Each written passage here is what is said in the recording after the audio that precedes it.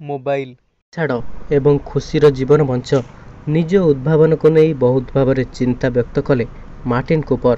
Mobile ଛାଡ଼ିଦିଅ ଏବଂ ଖୁସିରେ ଜୀବନ ବଞ୍ଚ। ଆଜିକାଲିକା ସମୟରେ ବହୁତ କମ୍ ଲୋକ ଯାହାଙ୍କ ପାଖରେ ମୋବାଇଲ ଫୋନ୍ ନଥିବ। ପିଲାଙ୍କଠାରୁ ବୟସ୍କ ପର୍ଯ୍ୟନ୍ତ ସମସ୍ତଙ୍କୁ ଏବେ ମୋବାଇଲ ନିଶା ଘାରିଛି। ଏଭଳି ପରିସ୍ଥିତିରେ ମୋବାଇଲ ଫୋନ୍ର ଉଦ୍ଭାବନ ମାର୍ଟିନ୍ କୁପର ନିଜ ଉଦ୍ଭାବନକୁ ନେଇ ଚିନ୍ତା ପ୍ରକଟ ମଧ୍ୟ କରିଛନ୍ତି। ସେ ଦୁଃଖ ପ୍ରକାଶ କରି କହିଛନ୍ତି ଯେ ମୋବାଇଲ ଜାଲରେ ଫସି ଲୋକମାନେ ପ୍ରକୃତ ଜୀବନ ଜୀଇଁବା ଭୁଲି ଯାଇଛନ୍ତି। ସେମାନଙ୍କ ବହୁମୂଲ୍ୟ ସମୟକୁ ସେମାନଙ୍କ ମୋବାଇଲରେ ନଷ୍ଟ କରୁଛନ୍ତି, ଯାହା ତାଙ୍କୁ ଆଶ୍ଚର୍ଯ୍ୟ କରିଛି। ମାର୍ଟିନ୍ 3 ଏପ୍ରିଲ 1973ରେ ମୋବାଇଲ ଫୋନ୍ ସହ ବିଶ୍ୱବାସୀଙ୍କୁ ପରିଚିତ କରାଇଥିଲେ। ତେବେ ମୋବାଇଲ ଫୋନ୍ର ବ୍ୟବହାର ପ୍ରବଣତାକୁ ନେଇ ସେ ଏବେ ମଧ୍ୟ ଦୁଃଖ ପ୍ରକାଶ କରୁଛନ୍ତି।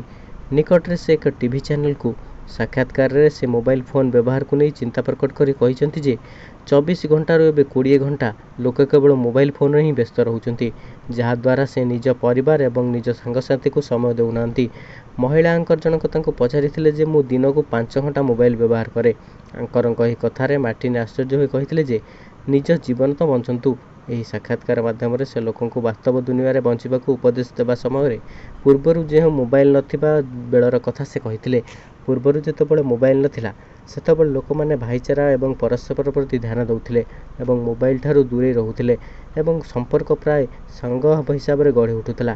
ମୋବାଇଲ ଆସିବା ପରେ ଏବେ ବହୁତ ଅଶ୍ଳୀଳ ଭିଡ଼ିଓ ଏବଂ ସୋସିଆଲ ମିଡ଼ିଆରେ ବହୁତ ଇନଫ୍ଲୁଏଞ୍ଜର ହୋଇଯିବାରୁ ଲୋକମାନଙ୍କ ମାନସିକତା କ୍ଷୁଣ୍ଣ ହେଉଛି ଏବଂ ଛୋଟ ପିଲାମାନଙ୍କର ମଧ୍ୟ ମୋବାଇଲ ପ୍ରତି ଆଗ୍ରହ ବଢ଼ି ଚାଲିଛି। ଯେହେତୁ ମୋବାଇଲର ବ୍ୟବହାର ଏବେ ବହୁଳ ମାତ୍ରାରେ ହେଉଛି, ମାର୍ଟିନ୍ କୁପର ଏହାକୁ ନେଇ ଚିନ୍ତା ବ୍ୟକ୍ତ କରିଛନ୍ତି। ମାର୍ଟିନ୍ କୁପର ମୋବାଇଲକୁ ଏକ କ୍ଷଣସ୍ଥାୟୀ ଜିନିଷ ବୋଲି କହିଛନ୍ତି, ଯାହା ଆବଶ୍ୟକ ପଡ଼ିଲେ ବ୍ୟବହାର୍ଯ୍ୟ କରିବା କଥା।